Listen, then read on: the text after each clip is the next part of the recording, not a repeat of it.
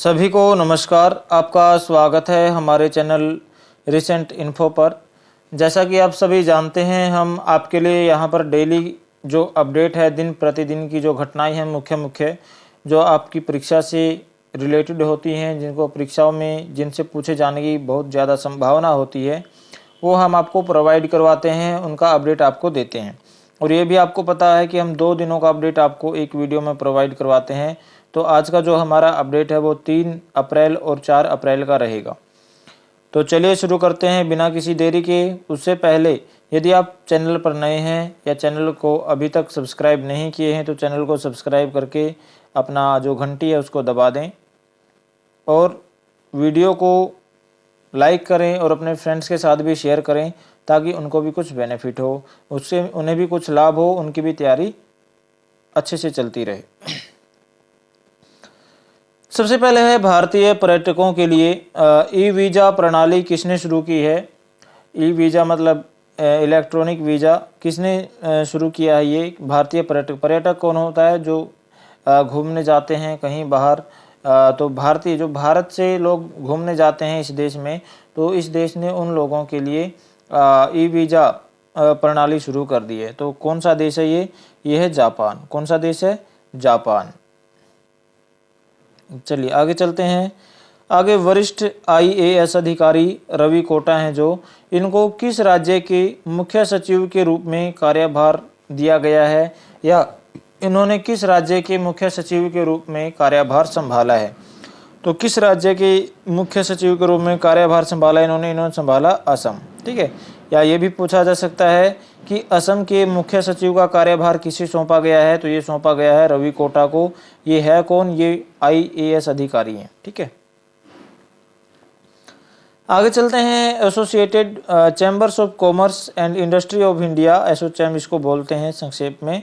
तो इसके जो नए अध्यक्ष हैं वो कौन बने हैं? तो इनके जो नए अध्यक्ष बने हैं वो बने हैं संजय नायर। कौन बने हैं?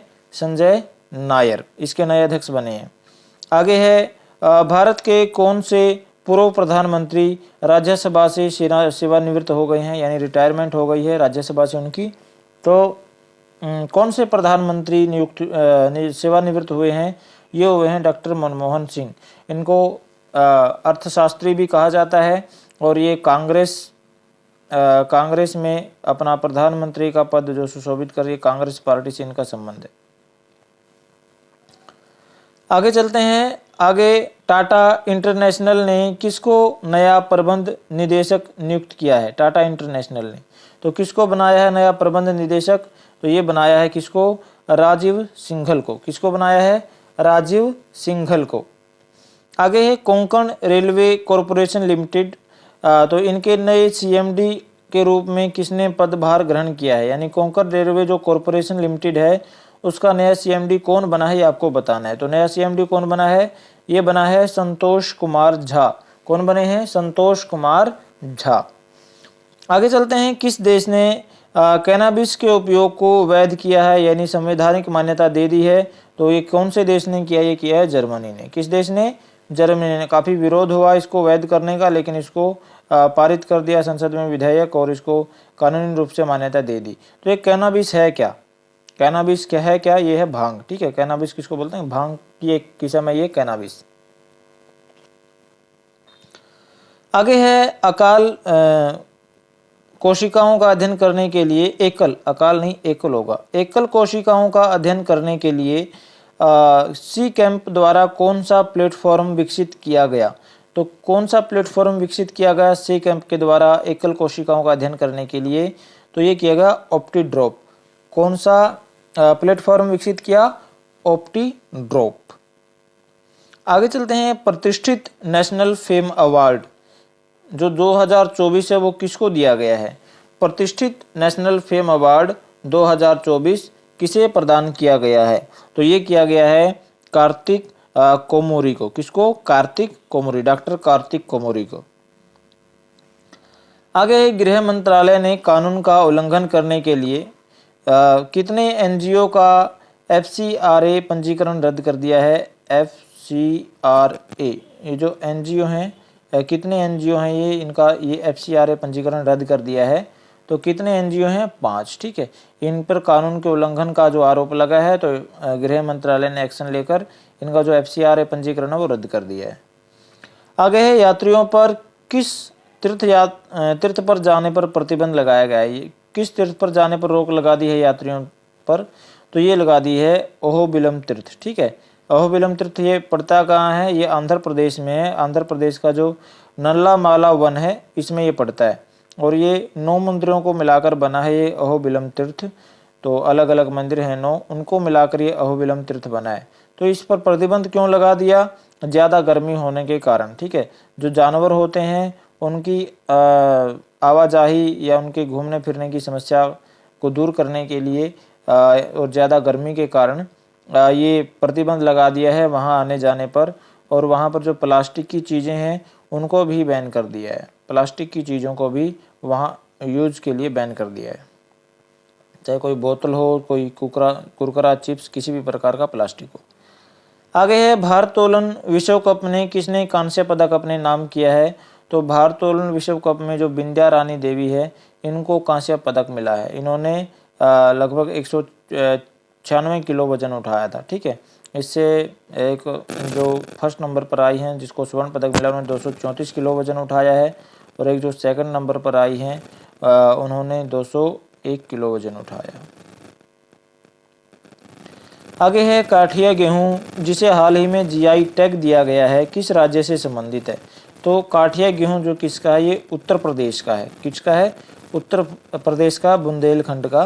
तो इसको GI टैग दिया गया है और उत्तर प्रदेश पहला भारत का ऐसा राज्य बन गया है जिसको 69 GI टैग मिल गया है। सबसे पहला राज्य या सबसे प्रथम राज्य इतने टैग हासिल करने वाला। आगे है फोर्ब्स की न्यू बिलियनियर 2000 की सूची में 2024 सूची में शामिल की गई जो रेणुका जगतियानी है उनका जो संबंध है वो किस कंपनी से है वो किस कंपनी की चेयरपर्सन है?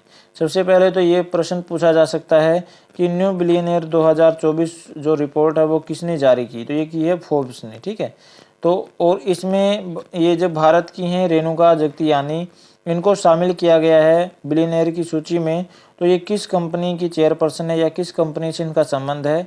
तो इनका जो संबंध है वो किससे है? लैंडमार्क ग्रुप से। ठीक है, किससे है? लैंडमार्क ग्रुप से इनका संबंध है या ये लैंडमार्क ग्रुप जो कंपनी है उनकी चेयरपर्सन है लैंडमार्क ग्रुप की। आगे है कैंसर के लिए भारत की पहली घरेलू जीन थेरेपी का क्या नाम है? तो जीन थेरेपी का लॉन्च किया है किसने? राष्ट्रपति द्रौपदी मुर्मू ने। कहाँ पर? IIT बॉम्बे में। ठीक है, IIT बॉम्बे में कैंसर के लिए पहली घरेलू जीन थेरेपी लॉन्च की है राष्ट्रपति द्रौपदी मुर्मू ने और इसका नाम क्या है? इसका नाम है नेक्सकार 19। क्या नाम है? नेक्सकार 19। आगे चलते हैं। सूर्य के रहस्यों को उजागर करने के 125 वर्षों का जो जश्न है किस सौर वेधशाला ने मनाया है? यानी 125 सालों तक ये सूर्य के रहस्यों को मतलब उजागर कर रही है, सामने ला रही है। तो ये 125वीं अपनी वर्षगांठ मना दी इन्होंने, या कह लो 125वां अपना जन्मदिन मना दिया। तो किस सौर वेधशाला ने मनाया है ये? तो ये मनाया है कोडाई कनाल सौर वेधशाला।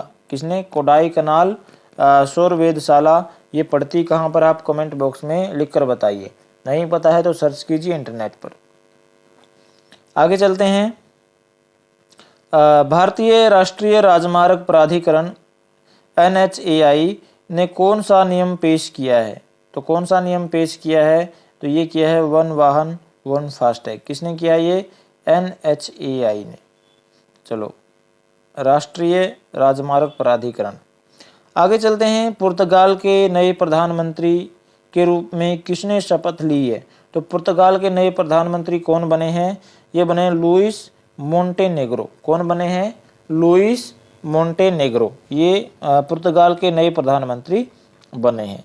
आगे पेरिस ओलंपिक 2024 यानी 2024 के जो ओलंपिक होंगे वो पेरिस में होंगे।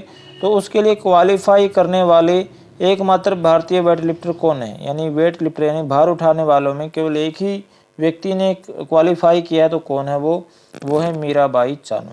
किसने?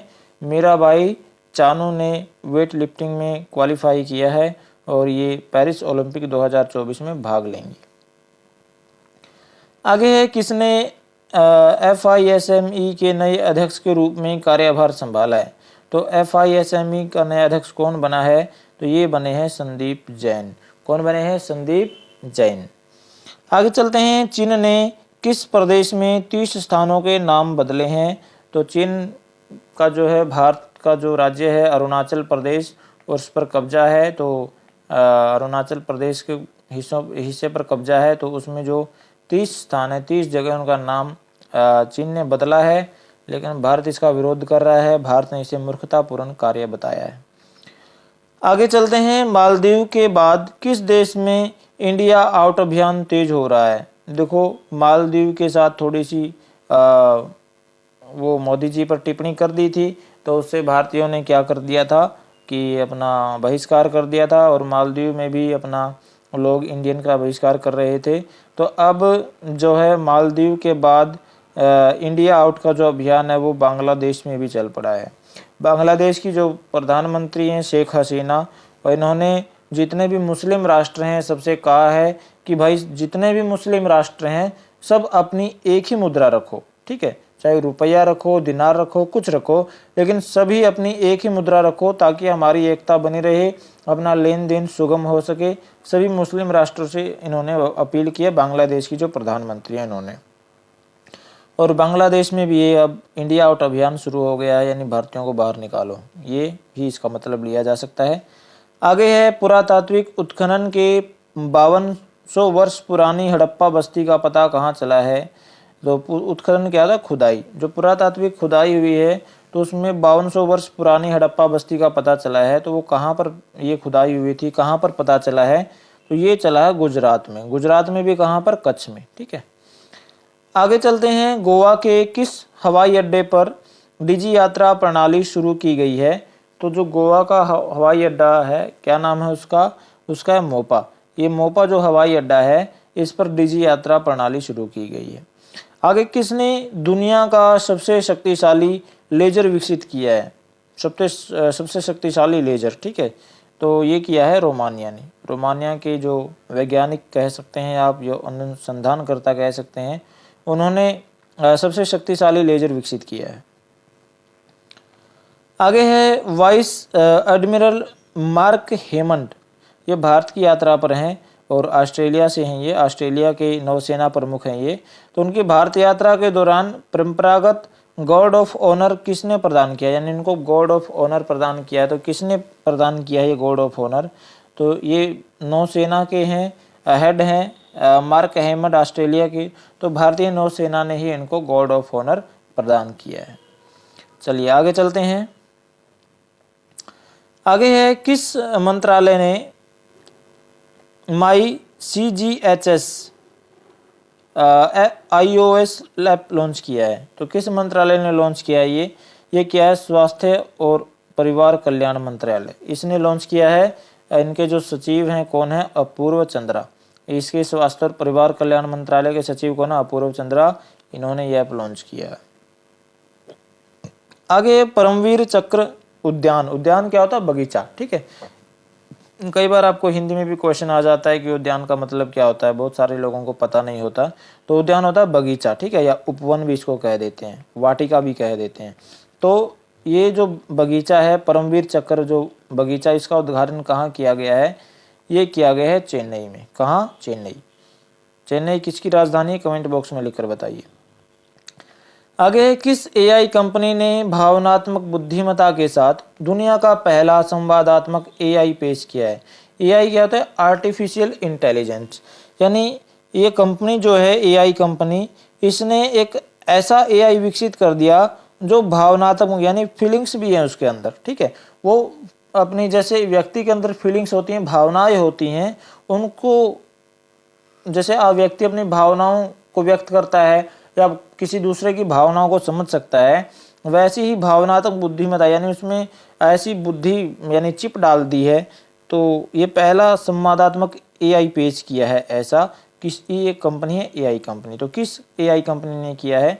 ये किया है ह्यूम जो AI कंपनी है, इसने एक पहला ऐसा संवादात्मक AI पेश किया है जो जिसमें फीलिंग्स भी हैं, जो दूसरे की फीलिंग्स को भी अच्छे से समझ सकता है और जैसे दोस्ताना बातें होती है वैसे बात करता है। तो ये किया है ह्यूम एआई कंपनी ने। ये कहाँ की कंपनी है? न्यूयॉर्क की कंपनी। कहाँ की कंपनी है? न्यूयॉर्क की। आगे है तो हम 3 और 4 अप्रैल का जो अपडेट देख रहे हैं, तो इस दिन जो दिवस मनाए जाते हैं वो भी हम देख लेते हैं। तो भारत में हर वर्ष हिंदी रंगमंच दिवस कब मनाया जाता है? तो भारत में जो हिंदी रंगमंच दिवस है वो 3 अप्रैल को मनाया जाता है हर वर्ष। ठीक है। आगे है हर वर्ष अंतर्राष्ट्रीय खदान जागरूकता दिवस। खदान क्या होती है? खाने। तो ये कब मनाया जाता है? ये मनाया जाता है 4 अप्रैल को। ठीक है। इसका थीम क्या है अब की बार? इसका थीम है प्रोटेक्टिंग लाइव्स, यानी जीवन की रक्षा करना, जिंदगियों को बचाना, बिल्डिंग पीस और शांति का निर्माण करना। ये इसका थीम है। कई बार थीम भी पूछ लेते हैं। तो आज की वीडियो में इतना ही। मुझे आशा है कि आपको वीडियो पसंद आया होगा। तो जाने से पहले लाइक करें, शेयर करें अपने फ्रेंड्स के साथ और ज़्यादा से ज़्यादा फैलाएं जहां भी आप फैला सकते हैं, ताकि ज़्यादा से ज़्यादा लोग हमसे जुड़ें, ज़्यादा से ज़्यादा हमारा भी उत्साह बढ़े और लोगों को भी बेनिफिट हो। और यदि आप चैनल पर नए हैं तो सब्सक्राइब करें, साथ में घंटी ज़रूर दबा दें, क्योंकि घंटी दबाओगे तो अपडेट पाओगे। बिना घंटी के अपडेट का नोटिफिकेशन नहीं आएगा तो आप वंचित रह सकते हैं किसी खास जानकारी से। ठीक है। तो मिलते हैं अगले वीडियो में। थैंक यू, धन्यवाद।